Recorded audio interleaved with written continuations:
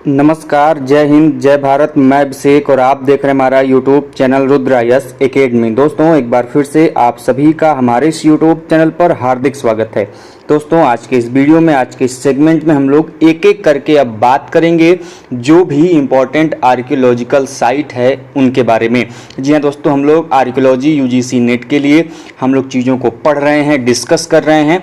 उसी क्रम में दोस्तों हम लोग छोटे छोटे वीडियोज़ के माध्यम से बहुत ही बारीकी से जो भी इम्पॉर्टेंट आर्कियोलॉजिकल साइट है उसकी डिटेल एनालिसिस करेंगे, उसके बारे में डिटेल जो भी फैक्ट है दोस्तों हम उसको जानने का प्रयास करेंगे, जिससे कि दोस्तों आपके कोई भी question related to that topic, that archaeological site आपका छूटने न पाए। तो दोस्तों, यदि आप भी चाहते हैं कि आर्कियोलॉजी की क्लासेस आपको लगातार मिलती रहें और टॉपिक वाइज चीज़ें आपके पास पहुंचती रहे दोस्तों, तो आज ही हमारे चैनल को सब्सक्राइब करिए, साथ ही बेल आइकन को प्रेस करिए दोस्तों, जिससे कि आपके पास वीडियो की लेटेस्ट नोटिफिकेशन सबसे पहले पहुंचे। तो दोस्तों, आज इस आर्कियोलॉजिकल साइट के क्रम में सबसे पहले हम बात करेंगे, जैसा कि आप स्क्रीन पर देख पा रहे होंगे, तक्षशिला के बारे में। दोस्तों, तक्षशिला बहुत ही फेमस आर्कियोलॉजिकल साइट है दोस्तों, जिससे आपके एग्जाम में कम से कम 1 या 2 क्वेश्चन लगभग हर साल बनते ही बनते हैं। तो दोस्तों, सबसे पहले आइए इसको शुरू करते हैं। दोस्तों, जो तक्षशिला आर्कियोलॉजिकल साइट है दोस्तों, ये पाकिस्तान के रावलपिंडी में स्थित है। ध्यान रखिएगा, यह कहाँ पर स्थित है दोस्तों? वर्तमान में यह स्थित है पाकिस्तान के रावलपिंडी क्षेत्र में। दोस्तों, दूसरी सबसे महत्वपूर्ण चीज ये है कि जो तक्षशिला आर्कियोलॉजिकल साइट है दोस्तों, इस तक्षशिला आर्कियोलॉजिकल साइट का खोज किसने किया था? फिर मैं पुनः बता दे रहा हूं, हर बार की तरह, यदि खोजकर्ता का नाम पूछेगा तो अलग होगा, उत्खनन करने वाले व्यक्ति अलग होते हैं। ऐसा जरूरी नहीं है कि जिन्होंने खोज किया है वही उस स्थल को उत्खनित करें। ये हो सकता है बाई चांस कि वही दोनों लोग सेम हो, लेकिन अधिकांशतः आप देखेंगे कि कोई भी जो पूरा स्थल होता है ये खोजा किसी और के द्वारा जाता है और इसके पे ऊपर जो उत्खनन की क्रिया होती है कोई और करता है। तो इसे खोजा था कनिंघम महोदय के द्वारा। किससे खोजा था? कनिंघम महोदय ने इसे तक्षशिला पुरास्थल खोजा था दोस्तों। ये वही कनिंघम है दोस्तों जो कि एएसआई के प्रथम क्या थे? डायरेक्टर जनरल थे। तो एएसआई के प्रथम निर्देशक के रूप में भी दोस्तों इनको जाना जाता है, कनिंघम को। साथ में यह भी जान लीजिए दोस्तों, कनिंघम को father of Indian pre history कहते हैं, सॉरी फादर ऑफ आर्कियोलॉजी कहते हैं। प्री हिस्ट्री तो आपके रॉबर्ट ब्रूस फ्रूट हैं। फादर ऑफ यदि प्री हिस्ट्री बोलेगा तो रॉबर्ट ब्रूस फ्रूट, यदि पूछेगा कि father of archaeology, father of Indian archaeology, then आपको ध्यान रखना है कि भारतीय पुरातत्व के जनक या फिर पितामह कहते हैं आपके कनिंघम महोदय को। अब देखिए दोस्तों, ये जो तक्षशिला पुरास्थल रहा दोस्तों, इस पे 2 इंपॉर्टेंट लोगों ने, 2 प्रमुख व्यक्तियों ने खुदाई की या फिर उत्खनन किया। खुदाई शब्द पुरातत्व के दृष्टिकोण में गलत होता है। रीजन ये है कि हम लोग जनरली डिगिंग शब्द यूज कर देते हैं या फिर खुदाई शब्द यूज कर देते हैं पुरातत्व के क्षेत्र में, लेकिन यदि आप पुरातत्व के विद्यार्थी हैं तो जो खुदाई शब्द है या फिर डिगिंग जो वर्ड है ये पुरातत्व के हिसाब से बिल्कुल गलत है, क्योंकि उत्खनन और खुदाई दोनों अलग अलग कॉन्सेप्ट है। खुदाई में, डिगिंग में कोई भी साइंटिफिक मेथड यूज नहीं होता। आप कुदाल ले लो, फरसा ले लो, जो भी उपकरण है, टूल्स ले लो, बिना साइंटिफिक नियम के खोदते चले जाओ। ना उसमें आपको लेयर्स देखने हैं, न कल्चरल सिग्निफिकेंस देखने हैं, न कैसे आर्टिफैक्ट्स को प्रिजर्व करना है वो देखना है। आप सीधा उसमें बिना भी किसी रोक टोक के चलते जाओ। लेकिन जब आप वे आर डूइंग एक्सकेवेशन तो आपको जो भी एक्सकेवेशन की मेथडोलॉजी है उसको आपको फॉलो करना पड़ेगा। तो दोस्तों, उत्खनन कई सारे लोगों ने तक्षशिला के समय पे समय किया है, लेकिन you have to remember only 2, specifically 2। One is John Marshall, and John Marshall ने 1913 से लेके 34 के बीच में जॉन मार्शल ने कहां पर उत्खनन किया था? तक्षशिला में किया था। उसके बाद फेमसली बहुत ही इंपॉर्टेंट वर्क रहा मार्टिमर व्हीलर जी का। किसका? मार्टिमर व्हीलर जी का दोस्तों, जिन्होंने 1944 से लेकर 1945 के बीच में तक्षशिला में क्या कराया? उत्खनन कराया। दोस्तों, मार्टिमर व्हीलर जाने जाते हैं भारत में स्तरीय विन्यासकरण को लेके भारत में प्रयोग किया था इन्होंने। तो भारत में जो वैज्ञानिक तरीके से उत्खनन की प्रक्रिया मानी जाती है, इसकी शुरुआत मार्टिमर व्हीलर जी ने की है। और भारत में जो स्तर विन्यास का नियम है उसको भी इन्होंने ही लाया था, इंट्रोड्यूस किया था। वहीं पर जॉन मार्शल की बात करें दोस्तों, तो जॉन मार्शल वह प्रमुख व्यक्ति हैं दोस्तों जिनके समय में, जिनके टाइम पीरियड में दोस्तों हमारी जो आपकी बहुत ही प्रचलित सभ्यता है जिसको हम लोग इंडस वैली सिविलाइजेशन बोलते हैं दोस्तों, इन्हीं के निर्देशन में वह पहला जो स्थल था जिसको हम लोग बोलते हैं हड़प्पा, वो खोजा गया था। दयाराम साहनी के खोज ने, दयाराम साहनी दोस्तों उसका उत्खनन किया था और खोज किया था दोस्तों किसके निर्देशन में दोस्तों, तो यह किया था जॉन मार्शल के। तो दयाराम साहनी ने हड़प्पा का, आर.डी. बनर्जी ने राखालदास बनर्जी मोहनजोदाड़ो का जो उत्खनन किया है इन्हीं जॉन मार्शल महोदय के निर्देशन में किया। तो कभी कभी ऐसे भी क्वेश्चन बनते हैं कि ये जो मोहनजोदाड़ो का उत्खनन हुआ ये किसके निर्देशन में हुआ, तो जल्दीबाजी में बच्चे क्या करते हैं, गलत करके चले आते हैं कि वो जो निर्देशन है कि उत्खनन है। बहुत उनको लगेगा कि बस क्वेश्चन सही है, वो गलत करके चले आएंगे। तो ध्यान रखिएगा, गाइडेंस पूछ रहा है कि एक्सकेवेटर पूछ रहा है। If the in the guidance पूछेगा, निर्देशन में पूछेगा, देन आपका जॉन मार्शल होगा। यदि उत्खनन करता पूछेगा तो आपके साइट वाइज उत्खननकर्ताओं के नाम आपको ध्यान में रखने पड़ेंगे। खैर, तक्षशिला की बात कर रहे हैं तो पहले तक्षशिला 1913 से 34 के बीच में जॉन मार्शल के द्वारा उत्खनित की गई और 1944 से 45 के बीच में इसे मार्टिमर व्हीलर के द्वारा क्या किया गया दोस्तों, इसका उत्खनन किया गया। अब देखिए, ये जो तक्षशिला पुरास्थल है, इस तक्षशिला पुरास्थल कोई अचानक से नहीं आया, इसका प्रमाण हमको कब से मिलना शुरू होता है, तो तक्षशिला का हमको रिटन एविडेंस में यदि हम जाएं, इसके प्रमाण की बात करें तो महाभारत और जो रामायण हमारा क्या है, महाकाव्य दोस्तों, इस महाकाव्यों में भी, रामायण महाभारत महाकाव्यों में भी आप देखेंगे तो तक्षशिला का वर्णन हमको वहां पर देखने को मिलता है। साथ में हमें यह भी पता चलता है, बाद में जब ऐतिहासिक दृष्टिकोण से आप इतिहास का अध्ययन करेंगे तो आपको पता चलेगा कि जो पूर्वी गांधार का क्षेत्र था दोस्तों, ये जो पूर्वी गांधार का क्षेत्र था इसकी राजधानी क्या थी, तक्षशिला थी। जो तक्षशिला है यह पूर्वी गांधार की क्या थी, राजधानी थी। इंपॉर्टेंट है, ध्यान रखिएगा। अब देखिए, एक हिस्टोरिकल पॉइंट ऑफ व्यू से तक्षशिला का बहुत इंपॉर्टेंट क्वेश्चन आपसे एग्जाम में पूछा जाता है कि जब भारत में सिकंदर का आक्रमण हुआ था, इन्वेजन ऑफ सिकंदर या अलेक्जेंडर सिकंदर, तो भैया इसका उस समय जो तक्षशिला था, उस तक्षशिला का शासक कौन था, कौन उस पर शासन कर रहा था। बहुत इंपॉर्टेंट क्वेश्चन है हिस्टोरिकल पॉइंट ऑफ व्यू से। तो हम लोग हर एक चीज को जो उससे जुड़ी हुई होंगी हम सब कुछ डिस्कस करेंगे। तो सिकंदर के समय जो तक्षशिला का शासक था वो था आम्भी। कौन था, आम्भी था। ठीक है, ध्यान रखिएगा, नोट कर लीजिएगा, हिस्टोरिकल पॉइंट ऑफ व्यू से बहुत इंपॉर्टेंट है। ये तो हो गया इसके डिस्क्रिप्शन के बारे में, इसके उल्लेख के बारे में, इसके बारे में कहां से एविडेंसेस मिलते हैं उसके बारे में। अब देखिए, यदि हम आर्कियोलॉजिकल पॉइंट ऑफ व्यू की बात करें तो जो आपका ये तक्षशिला है दोस्तों, ये तक्षशिला को हम 3 भागों में बांट सकते हैं। जो तक्षशिला का पूरा स्थल है हम इसको 3 भागों में बांट सकते हैं, आप अपने बेसिस के लिए, अपने चीजों को समझने के लिए। जैसे यहाँ पर 3 टीले मिलते हैं, भीर टीला, सिरकप टीला और सिरसुख टीला। ध्यान रखिएगा, भीर टीला, सिरकप टीला और सिरसुख टीला, ये 3 टीले यहाँ मिलते हैं। इनको 3 भागों में बांटा जा सकता है यहाँ के स्थल को, क्षेत्र को। अब देखिए दोस्तों, एक एक करके समझते हैं। सबसे पहले हम लोग बात करेंगे भीर टीला की। देखिए दोस्तों, ये जो भीर टीला है, भीर टीला से माना जाता है कि ये तक्षशिला का प्रथम नगर था जो कि भीर टीले के ऊपर क्या था, बसा था। और इस भीर टीले में हमको कुल 4 उपकाल में ये विभाजित था। भीर टीले में हमको कुल 4 कल्चरल सिग्निफिकेंस के प्रमाण हमको दिखाई देते हैं। साथ में दोस्तों, ये जो भीर टीला था इसका टाइम ब्रैकेट क्या था, किस टाइम पीरियड में ये फला फूला, ये बहुत इंपॉर्टेंट है।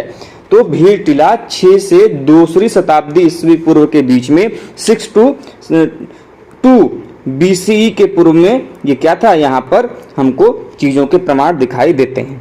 अब देखिए, इस भीर टीला में जिस नगर के हमको प्रमाण मिले हैं, यह नगर बिना किसी नियम के, बिना किसी योजना के क्या किए गए हैं, बसा दिए गए हैं। मतलब यहाँ पे कोई टाउन प्लानिंग जैसी हमको एविडेंसेस नहीं मिलते। बिना किसी प्लान के, बिना किसी योजना के, कह रहे हैं दोस्तों, बिना किसी रूल को फॉलो किए हुए ऐसे तैसे यहाँ पर नगर बसा दिए गए हैं।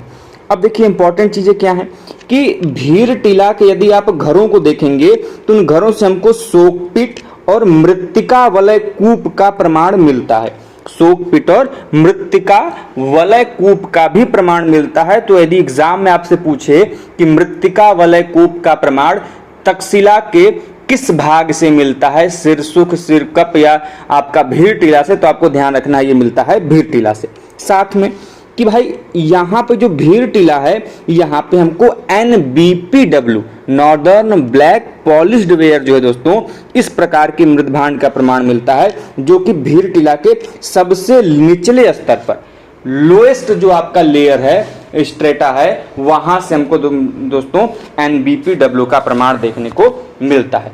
जो तर्क और व्याख्या वाला क्वेश्चन है दोस्तों ऐसे ही क्वेश्चन वहां पे मिलते हैं, जैसे कि आपको तक्षशिला के बारे में बता देगा कि वहाँ की जो व्यवस्था थी बर्तनों के माध्यम में बहुत उच्च थी। दूसरा व्याख्यान दे देगा कि यहाँ के भीर टीला के निचले स्तर से NBPW के प्रमाण मिलते हैं। तो आपको यदि पता होगा, चीजें की जानकारी सही होगी, तभी आप सही करके आ पाएंगे, अन्यथा चीजें गलत कर देंगे।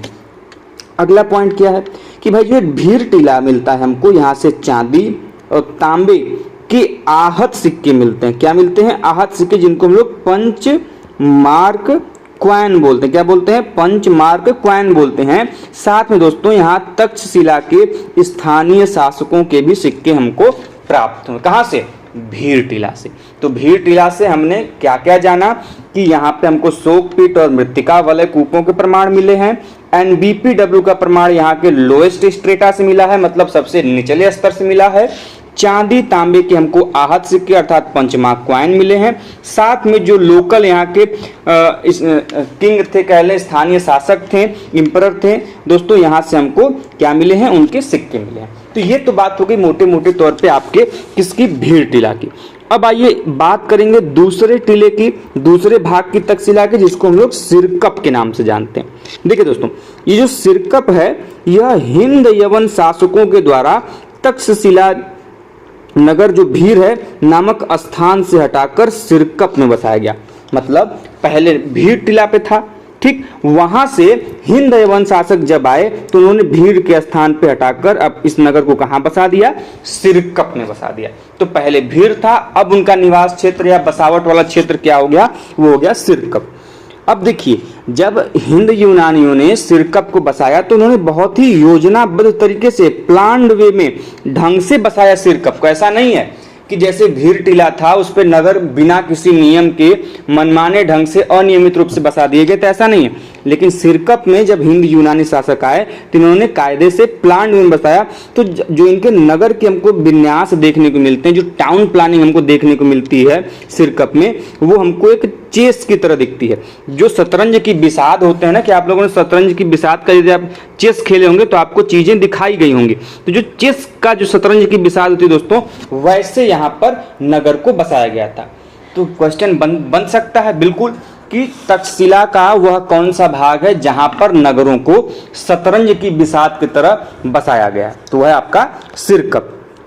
ठीक है, अगला पॉइंट कि भाई ये जो सिरकप टीला था, यहाँ पे जो नगरों को बसाया गया था, ये नगर रक्षा प्राचीर से घिरे हुए थे और इस रक्षा प्राचीर की ऊंचाई 6 से 9 मीटर के बीच में है। मतलब ये नगर हो गया, नगर के चारों ओर आपके रक्षा प्राचीर हैं और ये जो रक्षा प्राचीर हैं इनकी ऊंचाई जमीन से लेके कितनी है? 6 से 9 मीटर के बीच में है। तो रक्षा प्राचीर के भी प्रमाण हमको कहां से मिल रहे हैं? आपको सिरकप टीला से मिल रहे हैं। अब देखिए, सबसे ज्यादा जो इंपॉर्टेंट पॉइंट है सिरकप टीला का वो ये है कि सिरकप टीला से हमको बौद्ध स्तूप का प्रमाण मिलता है और ऐसा माना जाता है कि जो बौद्ध स्तूप है यह कुणाल बौद्ध स्तूप का प्रमाण है और ये बौद्ध स्तूप जो रक्षा प्राचीर है उसके दक्षिण भाग में स्थित है। तो ये प्रश्न बन सकता है, बिल्कुल बन सकता है आपके एग्जाम में, कि जो कुणाल स्तूप है ये which part of the Takshashila is situated? तो कुणाल स्तूप तक्षशिला के किस भाग में स्थित है? तो ये स्थित आपके सिरकप भाग में। और ये जो बौद्ध स्तूप है ये जो रक्षा प्राचीर है उसके दक्षिण भाग में, साउदर्न मोस्ट जो भाग है वहां पर क्या है? स्थित है। साथ में ये आपका जो स्तूप मिला ही, और यहाँ पे हमको इसके अलावा कुणाल स्तूप के अलावा धर्मराज का स्तूप का भी प्रमाण मिलता है। ध्यान रखिएगा, यदि आपसे एग्जाम में प्रश्न बनता है और ये क्वेश्चन आया भी हुआ है आपके एग्जाम में कि धर्मराज का स्तूप निम्नलिखित में से तक्षशिला के किस भाग में पाया जाता है? तो वह पाया जाता है आपके सिरकप में। ठीक है, और साथ में दोस्तों बहुत ही इंपॉर्टेंट, ये जो जांडियाल टेम्पल है इसका प्रमाण भी दोस्तों हमें कहां से मिला है? हमको मिला है आपके सिरकप टीला से। ठीक है, अब जो जौंडियाल मंदिर है, यदि उसकी आप संरचना देखेंगे, स्ट्रक्चर देखेंगे, तो आपको पता चलेगा कि इसका स्ट्रक्चर एक ईरानी टेम्पल की तरह है, इसीलिए इसको ईरानी टेम्पल भी कहते हैं। साथ में दोस्तों इसको कभी कभी जोरोस्ट्रियन टेम्पल के नाम से भी जाना जाता है।